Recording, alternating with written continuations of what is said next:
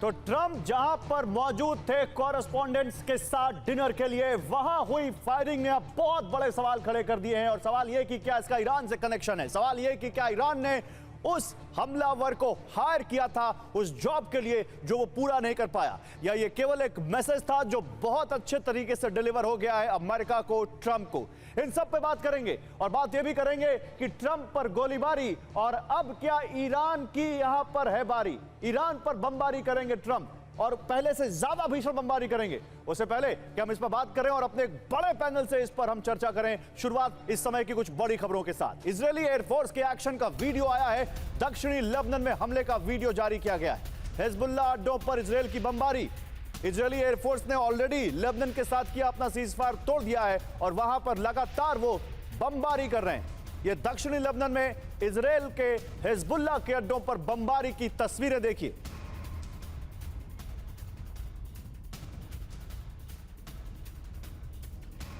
और सीजफायर के खयाम में इजरायली हमला। खयाम भी इजरायल में लेबनान में पड़ता है। दक्षिणी लेबनान में रिहायशी ब्लॉक्स में धमाका हुआ है।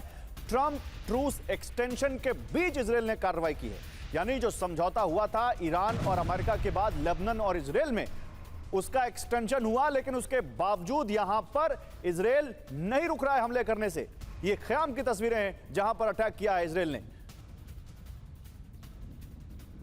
और अब इस पर सवाल भी उठ रहे हैं, सवाल ये उठ रहे हैं कि लेबनान में जो इजरायल कार्रवाई कर रहा है, आखिर इसका मकसद क्या है, इससे क्या आगे अब यहां से हो सकता है। ट्रंप पर फायरिंग के बीच एक और बड़ी खबर है, ईरान और ओमान के बीच बड़ी बैठक हुई है। ओमान के सुल्तान तारिक से मिले हैं ईरान के विदेश मंत्री अब्बास अराक्ची। देखिए उसकी तस्वीरें। तो ओमान, पाकिस्तान, ये खुद कहा था अराक्ची ने की, और उसके बाद रूस, वो 3 देशों के दौरे पर जा रहे हैं। ओमान से उनकी तस्वीरें आ गई हैं।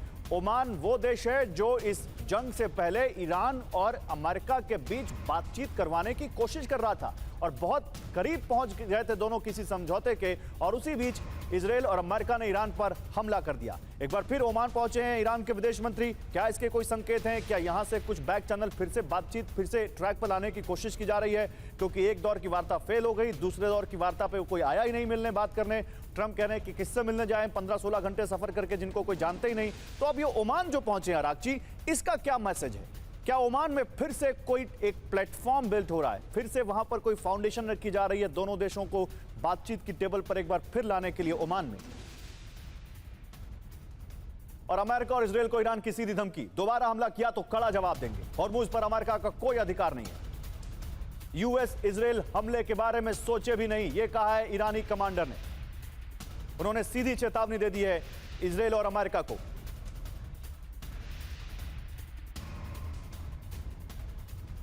और मेजर जनरल अश्विनी सिवाच आज defence expert, air commodore Kartik Kali थोड़ी देर में जुड़ेंगे हमारे साथ। इसके अलावा अचल कुमार मल्होत्रा, पूर्व राजदूत, और doctor Shubhada Chaudhary, foreign expert, हमें ज्वाइन कर चुके हैं तीनों। आप तीनों का स्वागत है।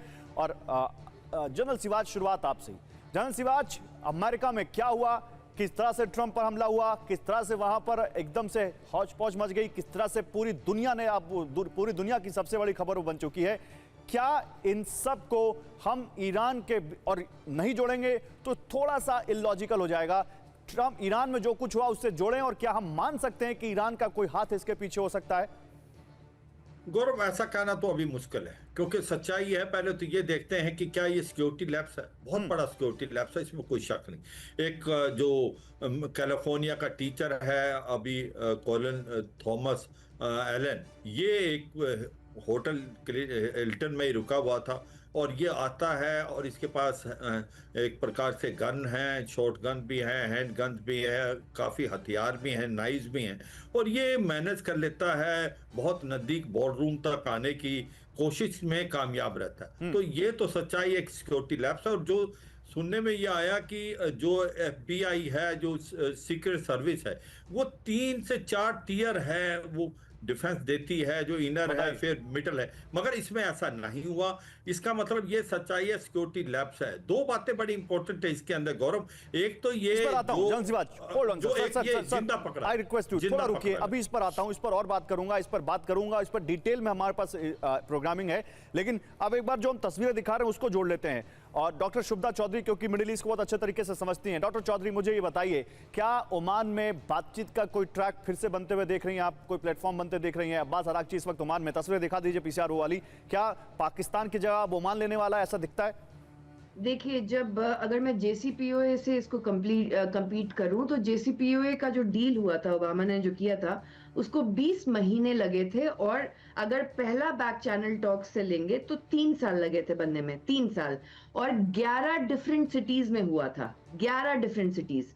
तो यहाँ पे अगर वियना है या फिर ओमान है या फिर पाकिस्तान है, तो ये अलग अलग मोर्चों पे अलग अलग प्लेटफॉर्म में ये होगा। लेकिन जो ट्रंप बोल रहे हैं कि 60 डेज के अंदर एक डील फाइनलाइज हो जाएगी, वो वैसा होगा नहीं, क्योंकि ओबामा के टाइम पे अभी जैसे स्टीव विटकॉफ है, जैरेड कुशनर है और JD वैंस कभी हैं कभी नहीं है, लेकिन ओबामा के टाइम पे यूएस के लीड नेगोशिएटर वेंडी शर्मन थे, जो यूएस आर्मी के वेटरन कंट्रोल में आते थे।